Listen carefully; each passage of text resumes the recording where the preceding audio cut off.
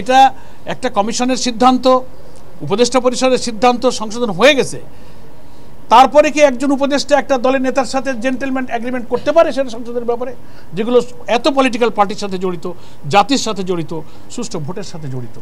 এটা ওনারা শুনেছেন। আমরা এটার উপরে ঘোর আপত্তি দিয়েছি যে এটা কোনো ক্রমেই সংশোধন করা যাবে না। সংশোধিত যে বিধান আছে সেই বিধানের ভিত্তিতে নির্বাচন করতে হবে। আমরা লিখিতভাবে প্রধান নির্বাচন কমিশনার বরাবর নির্বাচনকে সুষ্ঠু করার জন্য 18 দফা দাবি সুলিখিতভাবে ওনার কাছে আমরা উপস্থাপন করেছি এবং 18 দফার সবগুলো বিষয়ই দীর্ঘ সময় ধরে আমরা সেগুলো ব্যাখ্যা বিশ্লেষণ করেছি। প্রধান নির্বাচন কমিশনার এবং তার পক্ষে কমিশনারবৃন্দ আমাদের প্রশ্নের এবং আমাদের দাবিগুলোর ব্যাপারে তারা আরও ক্ল্যারিফিকেশন দিয়েছেন, কি কি পদক্ষেপ তারা নিচ্ছেন, তাদের সামনে কি কি চ্যালেঞ্জ আছে, কি কি টেকনিক্যাল অসুবিধা আছে, আর কি কি সম্ভাবনা আছে, সেগুলো যেমন তুলে ধরেছেন, তেমনি রাজনৈতিক দলগুলোর সহযোগিতার যে প্রয়োজন, বিশেষ করে জামাত ইসলামের কাছেও তারা সহযোগিতা কামনা করেছেন। এই সব আলোচনাই কিন্তু খুবই খোলামেলা এবং সৌহার্দ্যপূর্ণ আন্তরিক পরিবেশে অনুষ্ঠিত হয়েছে এবং আমরা ওনাদের আলোচনায় অন্তত আন্তরিকতার দিক থেকে আমরা সন্তুষ্ট যে ওনারা প্রচেষ্টা চালাচ্ছেন এবং প্রচেষ্টা চালাবেন। কিছু বাস্তব চ্যালেঞ্জও ওনাদের সামনে রয়েছে আমাদের এই 18 দফার সবগুলো বাস্তবায়নের ব্যাপারে। তবে আমরা এটা জোর দিয়েছি যে এই দাবিগুলো যত কষ্টই হোক, নির্বাচন কমিশন এবং সরকারের যৌথ প্রচেষ্টায় এবং আমরা যারা পলিটিক্যাল পার্টি এবং স্টেক হোল্ডার যারা আছি, আমরা বলেছি we are always ready to give all kinds of cooperation two election commission. আমরা এটা দিতে থাকবো, কিন্তু সেই নির্বাচনটা আমাদেরকে সুষ্ঠু করতে হবে। স্পেশালি আমরা 18টা দফার মধ্যে গণভোটকে জাতীয় নির্বাচনের আগে করতে হবে এবং সেটা আগামী নভেম্বরেই এই নির্বাচনটা সম্পন্ন করতে হবে। কারণ বিস্তারিত ওখানে আমরা ব্যাখ্যা করেছি, সে বিস্তারিত প্রয়োজন নেই এখানে। সংক্ষেপ কথা হলো যে জাতীয় সনদ যে তৈরি হচ্ছে, জুলাই জাতীয় সনদে যে সমস্ত বিদ্যমান রাষ্ট্র কাঠামোকে পরিবর্তন করে যে সংস্কারগুলোর ব্যাপারে আমরা ঐক্যমত হয়েছি, জাতিকে তো সেটা জানতে হবে, জানার পরেই না তারা হানা ভোট দেবে। তো সেটা যদি একই দিনে ভোট হয় তো ভোটারও তো জানতে পারলো না। ডিউ টু দ্যাট কজ আমরা বলেছি যে সংস্কার এবং জাতীয় সনদের বিষয়গুলো ইলেকশন কমিশনকে পাবলিক করতে হবে, তারা ওয়েবসাইটে দেবেন, জনগণ জানবে, ভোটাররা সিদ্ধান্ত নেবে এবং সেটা নভেম্বরই হচ্ছে উপযুক্ত সময়। একই দিনে ভোট হলে নির্বাচন কেন্দ্রে সহিংসতা হতে পারে, 2-4টা কেন্দ্রে ভোট বন্ধ হতে পারে। তো জাতীয় নির্বাচন প্রতীক প্রার্থীর দ্বন্দ্বে ভোট বন্ধ হলে তাহলে গণভোটের দশাটা কী হবে? একই দিনেই তো ভোট হবে, একই কেন্দ্রেই তো হবে, একই ভেন্যুতেই তো হবে, ভোট কাস্টিং কমে যাবে।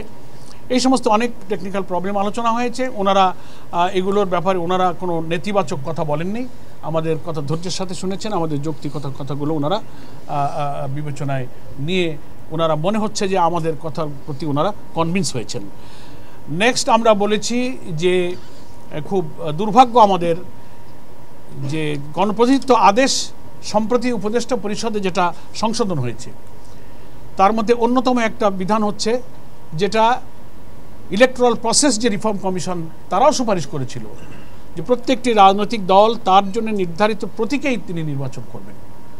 কিন্তু বাংলাদেশের পলিটিক্যাল কালচারের কারণে জোটবদ্ধ রাজনীতির একটা কালচার রেওয়াজ আমাদের আছে, সেটা করার ক্ষেত্রেও নির্বাচন ব্যবস্থা সংস্কার কমিশন বলেছে যে জোট হতে পারবে কিন্তু প্রতীক হবে জোটবদ্ধ প্রত্যেক দলের দলের নির্ধারিত প্রতীকেই তাদের ভোট করতে হবে, তার প্রতীক বাদ দিয়ে অন্য কোনো দলের প্রতীকে ভোট করা যাবে না।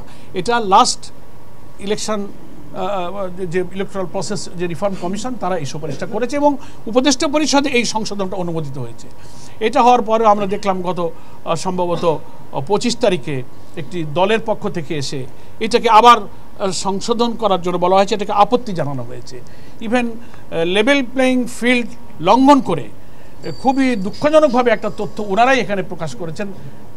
ওনাদের দলে যে প্রতিনিধি এখানে এসেছিলেন 25 তারিখে, মিডিয়াতে এসেছে, আপনারা হয়তো তার সাক্ষী আছেন, ওনারা বলেছেন যে এই সংশোধনটা পরিবর্তন করতে হবে, আমাদের দাবি মানতে হবে। এটা আমাদের এক নেতার সঙ্গে একজন উপদেষ্টার কথা হয়েছে, একটা জেন্টলম্যান এগ্রিমেন্ট হয়েছে।